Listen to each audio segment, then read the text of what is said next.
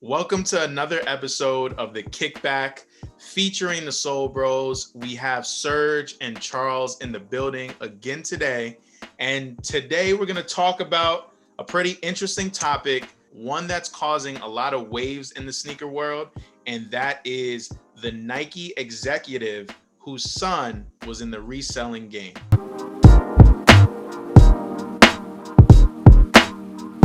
Before we get into it, we need y'all to do two things for us. We need you to hit that like button on this video, and we need you to hit that subscribe button so you can stay up to date with everything that we're doing here on Soul by Soul. If you're unaware of what this story is about, this story involves Nike executive Ann Hebert and her son. Bloomberg Businessweek did a report detailing her son's lucrative sneaker resale business. He's flipped hundreds of thousands of dollars worth of shoes. It just so happens that Bloomberg, as they were doing this report, recognized that part of the financial information that was given included his mother's American Express card. It was made public that Joe Hebert, his mother being Ann Hebert, was a VP at Nike, who's worked there for 25 years and just recently got promoted 9 months ago.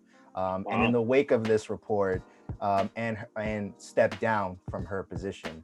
And it's just caused a massive uproar on social media within the sneaker community because of the fact that it's a son of a top executive at Nike, and B, somebody who's detailing and publicly saying outright what they're doing with botting and backdooring and everything, and basically hoarding tons of shoes away from individuals that would want to purchase these manually on sneaker release day or via raffles. So it's caused quite a stir. It's caused quite a controversy. We've talked about it amongst the four of us in our group chat. So let's just fire away, guys. Why I think people are upset is she was responsible for consolidating Nike's kind of like power over everything, right? So they were taking away accounts from like these long-term like mom and pop shops just so that they can sell directly from Nike to consumer, right? So they wouldn't have to go through like a middleman.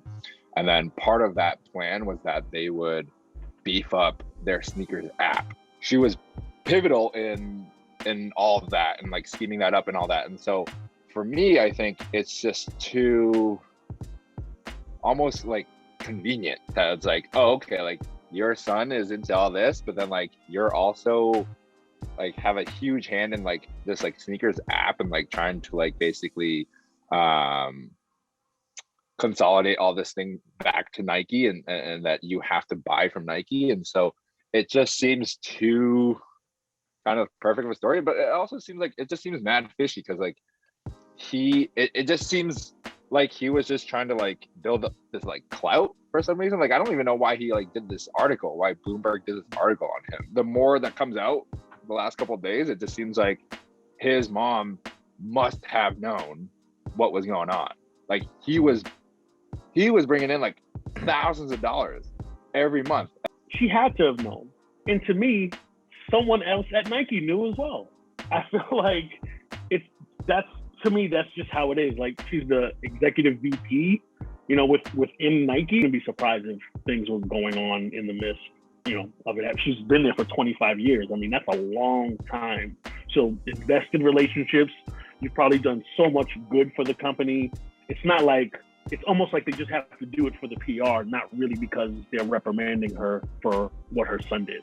But you know what? So that's the more interesting thing is they like didn't even reprimand her. They like sent out like a nice note, and it was like, oh, thank you for your 25 years. But like they said nothing about like, oh, like to the customers or like to the people who are like are so invested in this like sneaker game. Like they didn't say anything about like, yo, sorry about like we're gonna do better, or like we're gonna look into it, we're gonna do an audit. It's a big business type of move where they're gonna just try to sweep it under the rug, and it's Nike at that, where consumers want everything, you know what I mean? So I think they're probably hoping that the story dies down, and it does seem amicable between Nike and this person. It was definitely that was the tone of the resignation post, having her step down. I'm sure they might have forced her to, But you know, it didn't seem like tainted relationships there per se. But because this came to light, they had to address it. She's gonna be fine. She resigned 25 years.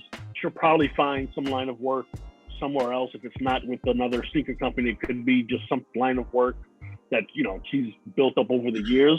So it's not a case of like nothing like dire for that family in terms of what occurred. You know, it's going to be business as usual. I was just kind of looking into the son a little bit more because I didn't know much. You look at his posts, you see that he purposefully blurs himself out. And that was something that you might have seen the story coming to the surface, and you're seeing the kid blurred out, and you kind of think, is that because he's too young? Like, why are they protecting him? Is it for the clout? Is it because of the whole mom situation? Mm-hmm. And that is it Matt Fishy? And that coming to light. And then one more thing, and I'm not sure if this is facts or not, but this is something that I saw that in 2018, apparently she reported or like let Nike know that her son was in the resell game. So I mean, that's just another example of Nike maybe turning a blind eye. But all in all, it's conflict of interest here. Like, if your mom is top exec at Nike, have another hobby, my guy. Take your free pairs. Your mom works at Nike. You got the plug. You get any sneaker you want, probably, and just leave it at that. Be good with what the connection comes with. But the thing is, I think it has more to do with that he used his mom's credit card. He's probably like 18. He can probably do whatever he wants in and now. He's an adult. So if he wants to go resell shoes, that's fine. Like, I can't fault her for him doing what he's gonna do. You know what I mean? But like the fact that he used his mom's card to buy this stuff is like where it kind of gets really shady and murky. You just have to have the proper protections in place. And if it comes off in this way, and then on top of that, if the mom is in on it, like, these kinds of things happen where bam, something wasn't carefully done. So either, you know, y'all are doing this and you just don't know what the hell you're doing, right? Or it's like y'all are all in on this kind of conspiracy, Nike getting sneakers thing. So you could do your resale thing as someone's son in a position of power at a sneaker brand, but at the same time, if you're not going to do your due diligence, then, you know, this is how the masses will react. Don't use your mom's card that works at Nike. I guess where I stand on all of this is what we've talked about a lot of times when we get together is, you know, how the sneaker game is kind of the resale game nowadays, right? And I thought it was really interesting because I'm pulling this quote out. Bloomberg quoted Hebert as saying, "If you know the right people here, this is the city to sell shoes. The right people, quote, can give you access to stuff that like a normal person would not have access to." Now, I can't be hypocritical. That's the son, correct. I can't be hypocritical, you know? If you know people in the right place, like, you should obviously use that to your advantage. You definitely should. I can't be hypocritical on that. But I think it's a normal person would not have access to.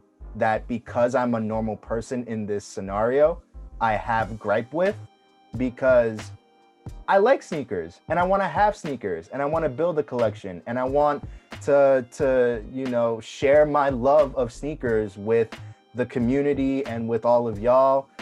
And if it's like, you know, if something smells off, it's like, is this just rigged? Is it really just luck? Is it really like I'm not guaranteed pairs that I really want? I mean, how many times did we have conversations last year where there were so many sneakers we all wanted and we couldn't get because, you know, we're just trying to get this as normal people would. We don't have the access to information. We don't have the access to a specific plug on a consistent basis that can give us all the sneakers that we want.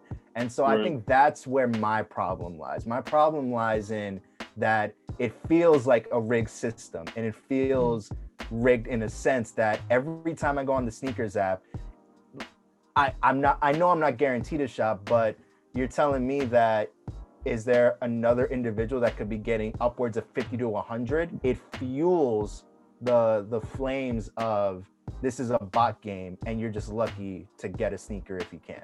Mhm. And that's Right. frustrating. It's going to be up to chances at the end of the day, right? So, you know, as much as we could want any sneaker, it's not always going to work out in our favor. But I think the sneakers app, Nike, it's like put the countermeasures in place to Right. stop the malpractice when it comes to copping sneakers. You know, you have so much money, you can create a system that makes the situation more fair. You can put that implementation in place. Maybe because he's 19 and all that, but like he was doing that DNA show with the sneaker YouTuber. They had a 2-part series, and then he did this Bloomberg thing. I don't know why he did that. Like he just sounded really thirsty to just in his space. It was all good. Yeah. He really Feeling Real himself. week ago, what are you doing? right. He was Like feeling himself. Yeah. if he didn't do this Bloomberg thing and it didn't like he didn't get mad big in his head and all that stuff, it's like, oh yeah, look at this thing, look at this order sheet that I just got, and it was like, oh shoot, I forgot that my mom's credit card. And it was like, bro, like right, like this time right now we wouldn't be talking about this. How do we feel about bots right now? I mean, I've always been anti-botting, and even when I wanted to consider buying a bot, I was anti-botting. And the only reason I considered buying a bot is because I just want sneakers. That's what it is at the end of the day. Right. I just want kicks. That's it. You're just trying to You know? even the playing field. That's all. You was all trying to even the playing field. You know, like, hey, if Joe Schmo's doing it, why can't I do it? You know? Yeah. So, but I'm just not about, you know, somebody getting 50 pairs on a pair of, you know, I don't know, Sure, Yeezy right, 350 V2s or, you know, dark mochas to, you know, to flip. And I get it, you know, Yep. hustle's a hustle and I can respect that. But it's just like, when is enough enough? And what this story does is it shows that it's just like, you know, who else at Nike might be doing this that we're not aware of? You know, that's what the speculation adds. Oh. The speculation adds who at Nike, who at Adidas, like, what other things are we unaware of that are going on? Like, that's what this opens. But what can Nike do to make up for something like this? I think essentially if they could revamp, I think one thing, Give everybody 20% off. No. They will figure out all about this. If you want one shoe, Pick this one, is your right? chance. They're gonna do that whack. Oh, we're gonna re-release everything from sneakers that you missed out in the last 2 years. Blah blah blah. But investing in kind of killing off the bots, like that's something Nike can do. And I think in general, it's just like a transparency piece. Like, all right, these are going to be our initiatives to make our consumers widespread happier. And you know, this is the model for doing so. I just think there's a issue with how Nike operates that they're not addressing. You know what I mean? They don't care. I don't think it affects their pockets in a way that they have to care right now. Right, exactly. And everything is sold out still. You know, 130,000 pairs of the University Blues are coming up on this weekend, and they're going to be all sold out. Like sold out. Yep. And the we thing is, all tried today for the city market. Nothing changed. And the thing is this too. Nothing changed. Bots are here to stay. Okay. There's always whatever what company does to try to combat botting, the people who are developing these bots are always going to find another way around it. This is where we are at this point of society and culture and like technology, right? Like botting is here to stay. If not, it's going to grow more. It's reaching a point where it's just like, it's not fun anymore to take like L's. Like before I was like, oh, okay, like I'll take a few L's, but then like sprinkle in some wins here and there, and it's like, oh, like, oh, I feel so I feel like mad humbled, and like I feel like, oh, I'm so appreciative of my Jordan 11 conquered lows. I didn't get it this time, but I didn't get it this time, but like, okay, like I'm gonna take my lumps here, and so. But like it's getting played out. Instead of trying to fight against this wave that's inevitable, how can these companies work with it? So kind of like what Serge was saying, it's like how can you, instead of like fighting this wave that's coming at you, you've got to ride it somehow and just kind of adjust. I think my respect for skate shops and boutique sneakers grows every day by the day when we learn about, you know, things that are happening at the big companies, because they actually attempt to try and address this. You know, we talked about this in previous episodes, like you mentioned, Charles. Like, Union had a huge release, and they did everything they could to try and suppress as the bots and make it as easy for manual users. Concepts did the same thing. You know, a lot of skate shops and boutique shops that have had, you know, raffles and such are working on this. So why can't the big companies do the same thing? You know, you have the resources, you have the capital. I understand corporate culture moves at a snail's pace and not at a quicksilver pace, but come on, like, you can address this issue. It's not on us to change it, it's on you to change it. So change it. And what they could do, reward those boutiques. Those boutiques are really doing, you know, their best to try to limit the bots and all of that, and trying to get manual users great pairs. Well, all right, reward the boutiques with more stock of the sneaker. All right, y'all. Thank you for joining us for another session of the Kickback. Let us know about what you thought of this video. Let us know how you feel about this entire controversy surrounding Nike and the resale business. Let us know in the comment section down below. And once again, please like this video and don't forget to subscribe to Soul by Soul's YouTube channel. And lastly, make sure to follow us on Instagram @_SoulXSoul. Take it easy, y'all.